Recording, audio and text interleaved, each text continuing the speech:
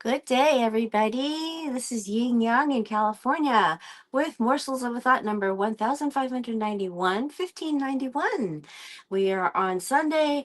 Henning Morales' book, The Dirt Merchants, a novel, Highwayman edition. It is a coming of age adventure, a triumph, and a true story. We are on page 78. So he's talked about there are people selling things right now. So, where do you pitch in the middle of the night? Lots of places. All night factories, all night gas stations, all night diners, drive through parking lots, all night supermarkets, and taxi stands and bar entrances. You could stay busy until around 4, around the time the bars close. Then a quick nap, and Saturday morning you have 5 hours of prime time. And then on Friday, the bonus and card game are huge, and the betting is out of control. You can make bets with the other guys that you'll beat their production. You can bet with Jim that you'll hit a certain number, or you can bet Jim you'll beat another guy. It's kind of risky. You could work all night, and if you don't hit your numbers, wind up actually losing money. These people are cracked, is what he's thinking. The card game is the most awesome on Fridays. First prize is sometimes over $1,000, Sean said, getting redder the more excited he got. Sean took Spencer out to College Point, Queens, and with a happy go lucky attitude and non threatening red hair and freckled face, made 15 sales with Spencer as his sidekick. They laughed and joked with customers all day. He had just about internalized the 5 steps. Spencer started 5 sales and almost closed one. After settling up, Sean had made about 125 and cut Spencer $50. Spencer loved the fact that people would give them cash money and they would give them a product in exchange. He loved the interaction with customers even though some were negative. So here, let's say chapter 8, it's called Drive All Night. The next morning, the alarm rang at 6 o'clock. I'm going back for a second. The alarm rang at 6 o'clock, and Spencer shot right up. He had to go to work. If he had to walk the whole way, he could do it in an hour, although he was confident he would get a ride. And he thought to himself, it's a numbers game. He walked briskly to River Road and put his thumb out while walking. Today was money day, so no borrowing from mom. And then he thinks, why carry a wallet when you have no money and you're not driving? A couple of long hairs picked him up after he'd walked only as far as Route 4, about a mile, and he guessed that they saw the hare and couldn't resist. The hippies were going as far as Route 46 and River Road, far enough. And then, after 15 minutes, Jimmy Braun, super yummy, yucky, yummy, yuppie. Jim Braun, super yuppie, pulled up in the custom Jag, and he's thinking, man, that's a nice ride. Jim saw Spencer on the stoop and gave him an approving nod.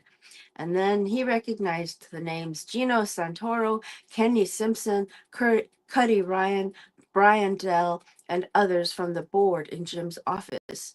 One of the cool looking ones was wearing a suit and blue tie and wearing a suit and tie that day. He was 21. Sean, the happy go lucky redhead kid Spencer had met the day before, found Spencer in the pit and said, you're riding with me today, Tiger. Come with me and help me load up. Sure, hey, tell me about Kenny, Spencer said as they walked out to the parking lot. And then Kenny is next in line for a promotion into an office. And then Jim's record of 67 stood for the first year. Then guys hit 70 and 86, and finally Simpson's record. After a similar but less hectic morning than the day before, Sean and Spencer drove off in Sean's blue Chevette, headed on Route 46 toward the George Washington Bridge. How do you hit 92 in a day? Seems impossible, Spencer asked. You could only you could only hit those kinds of numbers on all-nighters, said Sean, sipping on a coffee. You mean Yeah, all-nighters are always on Fridays and always returning back to the office at noon on Saturday. More people have money on Friday than any other day of the week, so we take advantage. Where do you pitch in the middle of the night? Lots of places. All-night factories, all-night gas stations. Hi there. All-night diners, drive-through parking lots, all-night supermarkets, taxi stands, and entrances. Then a quick nap, and Saturday morning you have 5 hours of prime time. On Friday, the bonus and the card ga- the on Friday the bonus and card game are huge, and the betting is out of control. You could work all night, and if you don't hit your numbers, wind up actually losing money. These people are cracked. The card game is the most awesome on Fridays. First prize is sometimes over $1,000, Sean said, getting redder the more excited he got. Sean took Spencer out to College Point, Queens, and with a happy-go-lucky attitude and non-threatening red hair and freckled face, made 15 sales with Spencer as his sidekick. After settling up, Sean had made about 125 and cut Spencer $50. Spencer loved the fact that people would give them cash money. Now we're up to here, and they would give them a product in exchange. He loved the interaction with customers, even though some were negative. He loved being in the field, being free, being his own boss. He loved the fact that people were going after goals and that there was a structured plan to get there. He loved the interaction with the other guys when he got back to the office. They congratulated him for not blowing out like his friend. He felt recognized. He felt special being the youngest one in the whole company. He loved associating with a guy like Jim, someone he could look up to that had the type of life he wanted. Best of all, he loved the fact that he had a chance to be good at something and feel good doing it. He didn't have to hide the fact that he was happy for fear he would come off as a goofy loser. With these guys, it was good to be happy. As strange as it seemed to him, it felt natural.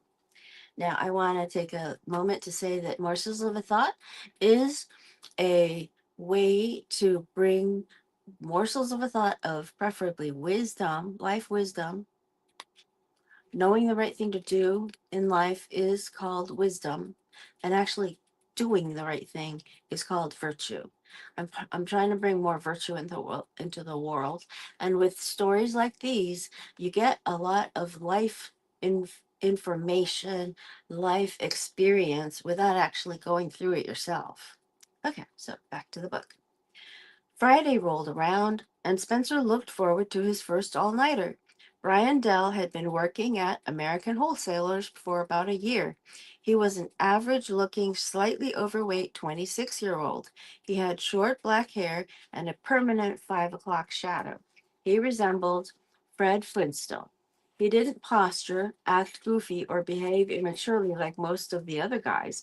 He was more serious and solemn. Brian's specialty was taking out rookies on their first all-nighters and showing them how to do it right. Unlike Sean, he had no nonsense, no messing around attitude. Brian was more robotic than any of the others. Some of the vets wouldn't ride with him simply because it wasn't any fun. So he developed a knack for taking out new guys since they would normally not complain and they'd do what they were told. His nickname was Cherry Buster for his ability to train talented rookies on their first all-nighters. Brian got his quota and his bonus challenges from Jim, grabbed Spencer, and got out the door right after the sales meeting. They hopped into Brian's 78 Skylark and headed straight to their territory in Union City. Spence, I know you got off to a good start this week, but this all-nighter mess is another ball game. Keep in mind, you're going to get trained, but I'm focused on what I do. You do what I do. Monkey see, monkey do. Get it? Yeah. I don't talk to you while we're in the field, and there are no breaks. We eat in the car. Any questions you have, ask them now. Anything you want to go over, let's do it now. My goal is 50 sales. I will not come back without 50. That means 3 an hour, and we can get a couple hours sleep. If we do it sooner, then we can go home sooner. I can do it myself, but you helping makes it easier on me. If you come through, I will throw you a C note. With me, you'll work harder, but you'll know what you're getting. Some rookie slobs work all night, and because the vet they're riding with has a lousy night, the rook gets nothing. I won't let that happen. I know you can do it. I know it because Jim has a magic eye for this. The fact that you're working with me means you have the most potential of the trainees this week, but you need to make it happen. Paul and Sean are good, but they're slow, especially Paul. The guy starts his pitch from the car. Give me a break. Not only is he slow, he's creepy. Sean is good, but spends too much time joking around with customers. He doesn't see enough people. I work fast and I have stamina. I can run fast all night. Now, unlike some of these other guys, I have a house and a life and a chick and all waiting for me. I just want to make my money and get home. If you help me and kill it, I'll give you that 100. But if you don't, I'm not obligated to give you anything. That's the way it is. You need to call Jim and ask. Nah, I'm good. I don't need to call Jim. And if I'm not worried, Slick. And I'm not worried, Slick, Spencer said, getting a little hot but under control. Jim said you were the best all night trainer and told me you were straight, so let's just do it. I'm used to being up all night. Every weekend, my friends and me, we hit Roseland Ballroom or Danceteria or wherever the hell and come back at 5 or 6. No issues. I don't need drugs to do it either. I hear you, but understand this is different from chasing skirts, dancing, drinking, or whatnot. So listen up. Spencer sat there, nodded, doing his best not to roll his eyes unsuccessfully. On all nighters, the key is to keep moving. If you keep moving, you don't get tired. Oh, also, you're going to need lots of coffee. I don't do drugs at all, so no crank or anything else, but I'll let you sleep for a couple of hours. Well, I don't drink coffee, Spencer said, trying to add to the conversation. Oh, and I don't go into the city for any reason. I work Jersey, Brian said, interrupting, basically communicating that he wasn't paying any more attention to anything else Spencer would have to say. My dad used to work as a temp worker in various factories and warehouses throughout Jersey City, Bloomfield, Kearney, Union City, Elizabeth, and Newark. I worked with him on weekends and stuff in high school, so I know this area like the back of my hand. I hit those areas, mostly industrial, and then at night I work the Holland Tunnel and up and down the 1 and 9. Watch and learn. Spencer thought it was best to stay quiet, not sure if he could control his sarcasm if he said anything. He just stared at his 8-step and 5-step cards. They got to Union City, took a side road off Bergen Line Avenue, and approached some obscure factory. Brian drove directly to the rear door and pulled over. Go to the trunk and wait, he said as he got out of the car and disappeared behind the steel door. Spencer popped the trunk and saw the display was already set up in the trunk of the Buick. The door slammed open as Brian came walking out, followed by 3 factory workers. Spencer watched Brian for the first hour work the warehouse and factory workers at 3 places into 11 quick sales. Brian's style was much more mechanical than the others. It was the same pitch and story each time. Spencer started to replicate Brian's style. He just asked, "Did you see this?" Then, as the potential customers started to speak, he ordered them, "Wholesale merchandise, come and look." Brian only cracked a slight smile during the sales process. He was fully consumed with getting the customer a product. He sincerely believed that the customer needed his stuff until the customer believed it and he bought. He stared the buyer he stared the buyer intensely in the eyes and never blinked. He took 3 no's, then you go as gospel. On the third no, he closed his trunk and wouldn't look back even if the customer were in mid-sentence trying to explain himself. He said the same thing every time. Sorry, champ. Gotta run. Catch you next time. This guy is a machine. I gotta do it like that. As dusk rolled around, they had 30 sales complete and started to work their way around the Holland Tunnel down Route 1 and 9. The Gotham City feeling the rest of the night consisted of a peculiar combination of views of the skyline of Manhattan, poorly lit, dirty New Jersey streets, and smoke-filled landscapes of the all-night factories scattered along the industrial section of the New Jersey Turnpike. At midnight, they pulled into the parking lot of the Belmont Diner on Route 440 in Jersey City. Now, I want to say, these are pieces of wisdom from people. Morsels of a Thought is about getting some wisdom, if you can, getting to impart a little bit of somebody else's knowledge. And I think that some of these books are really great for that. Um, all of these books are great for that. And back to the book. Grab me a coffee, regular and something for yourself, Spence. I'm gonna pitch those guys on in the Bronco. Sure thing, Brett. And Spencer, feeling exhilarated and tired at the same time, he ordered Brian's coffee. Oh, sure thing, Bry. That's what he said Spencer, feeling exhilarated and tired at the same time.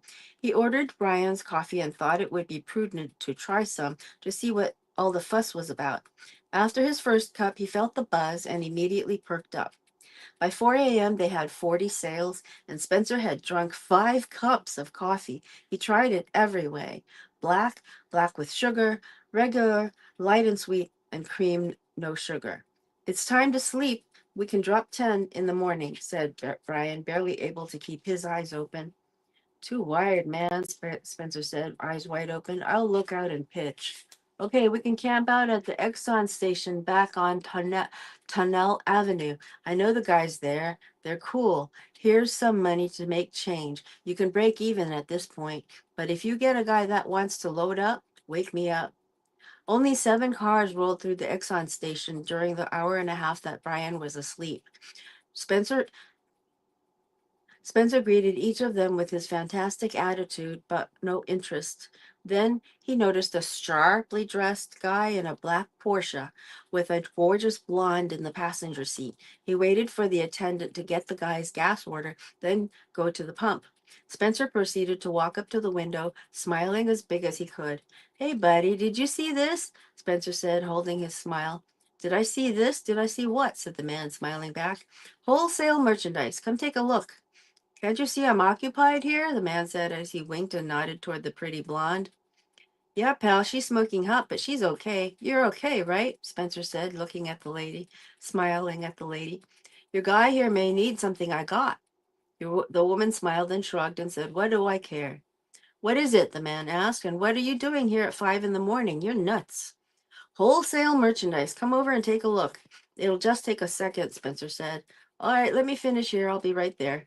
The Porsche pulled up next to the Skylark. The man peeked into the car and noticed Brian sleeping as he walked over. What happened to him? The man asked. Oh, he's an old fart. Can't stay up as young like us young pups, so I gave him a break. Okay, what's the fuss all about? Oh, tools. Do I look like I need tools and speakers? Man, that Porsche has the finest sound available. I know, but look at this. You need this in case of emergencies, Spencer said, handing him a wrench set folded up in a plastic pouch. Spencer looked him in the eye and smiled. Isn't this awesome? The man laughed and looked at the wrench set and said, okay, how much? Look at these wrenches, man. They're forged steel, hardened and tempered. I even have metric sizes for your Nazi sled over there, man, said Spencer enthusiastically, pointing to the man's car. He laughed again. Okay, how much? You're not going to believe it, man, Spencer said, knowing he had the guy. You know, you'll never see it cheaper. This has a lifetime guarantee. Do you know how great that is? I got it. How much? The man asked, chuckling now. Well, the retail price of this set is $49.95. I normally get 32, but it's my last stat and it's late, so I will let it go for 27.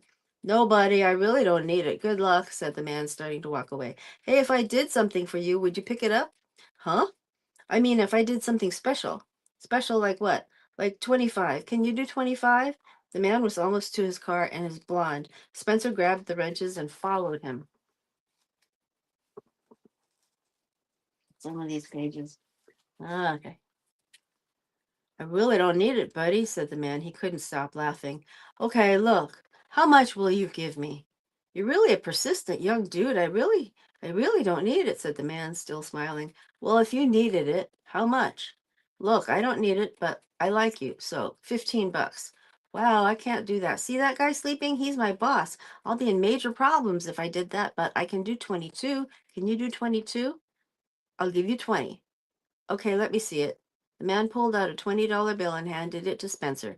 Spencer folded up the wrench pouch, tied it up, and handed it to the man, who proceeded to throw his shiny new 11-piece wrench set in the back seat, kiss his blonde, and speed off. The look of satisfaction lit up Spencer's face as the car sped away. He clenched the 20 tightly and went inside the Exxon for another coffee. Brian woke at 6 just as the sun was coming up. He noticed that Spencer was leaning on the car drinking coffee. Spencer felt the car move slightly and turned to Brian and smiled. Everything cool? Asked Brian, getting out of the car, rubbing his eyes. Yeah, here, said Spencer, proudly handing Brian the change money plus the 20. Awesome, shouted Brian, smiling. The tough-minded mentor was truly happy. You keep it. Hold on to that. Put it away for safekeeping or something. Wow, your first sale, totally unassisted. Cool. They showed up at the office at 10 a.m. with 50 sales. Brian gave Spencer the $100 bill he'd promised and let him keep the 20 as well. In addition, he received pats on the back and congratulations with all the trimmings. Spencer was now officially cemented into the business of moving merch for American wholesalers.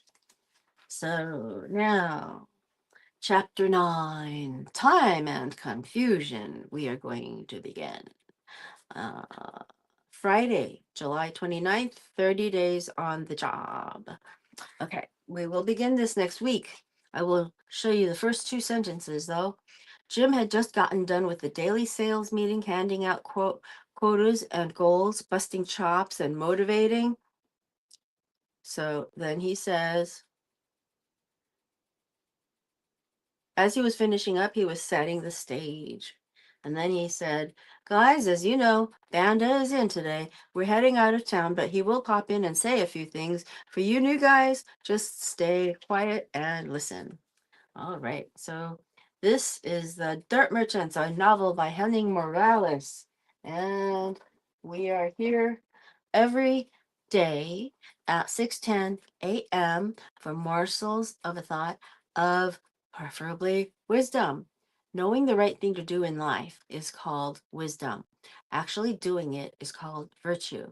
We gain stories, we gain a lot of wisdom from that, knowing what to say, how many times to say it, whether to take a no, how to smile, buddying up to somebody, feeling the energy, saying hello to the blonde. Those are all things you can learn. And who is the person saying it? Imagine that you're a young guy saying it. And then think about how you translate that into your own figure. For me, I can pretend I'm a young girl if I want to and do the same thing. A little bit different though, a little bit flirtier. Something like, well, you know something? I have to sell a little bit of this stuff. So if you could just take a look with me and listen to my pitch, I would like it very much. And that kind of attachment you can put in. That's a you ca- it- it's like what I was taught about an interview. When you go to a job interview, you pick up the energy and you go either fast the way the guy or interviewer is speaking, or you go slow. And remember, don't worry about anything. There's always going to be something to worry about. So forget it. Don't even let it pressure you. There's always going to be something to worry about. So don't even let it bother you. So you just go, okay, hi, hi, how are you? I'm like that. That's how I come to this show every day. That's how I make it here. I go, oh, oh, yeah, okay. And then I say hi to everybody and good morning and good day. And I hope you have a great day. I try to inspire you with morsels of a thought of wisdom so that you can learn things that will help you make a good life. Okay? Old Kinderhook.